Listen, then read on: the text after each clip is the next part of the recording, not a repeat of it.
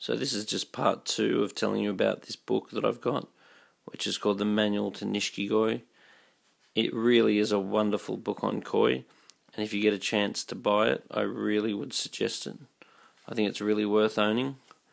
So one of the reasons why the koi are such expensive and sought after fish was that back in the early days when these fish were developed by the Japanese, one of the ways that they used to sell them was by auctioning them. So what they'd do is they'd make a little canal like this where they'd put the fish in a tub, and then they would pull the fish down this canal, allowing people to look at the fish while they're bidding on them.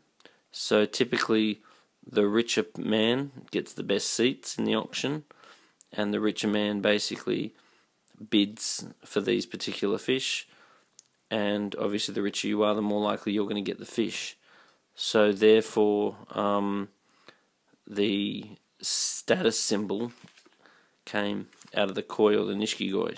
So basically the richer you are, the better the fish that you can afford, and that's like a status symbol as far as your family and the type of person that you are.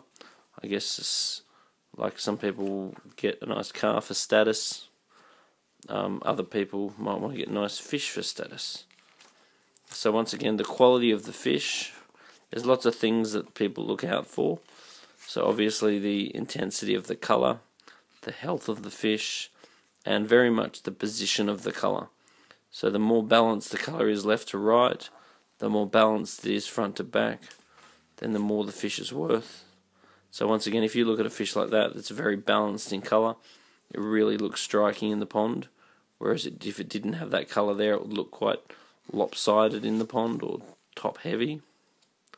And these fish you're seeing on these pages are just absolutely spectacular Grand Champion winners. So once again, if you got the pleasure of buying this book, which I highly recommend, it goes through and teaches you a lot of the things to look out for and be aware of as far as your koi are concerned. So sure, you can get some koi and throw them in a pond and enjoy them. Absolutely, you can do that. But once you start learning about them and start understanding why the good ones are so good, I think you just can't help but love them. And when you see a pond of high quality koi, the difference with how striking the colour is just breathtaking.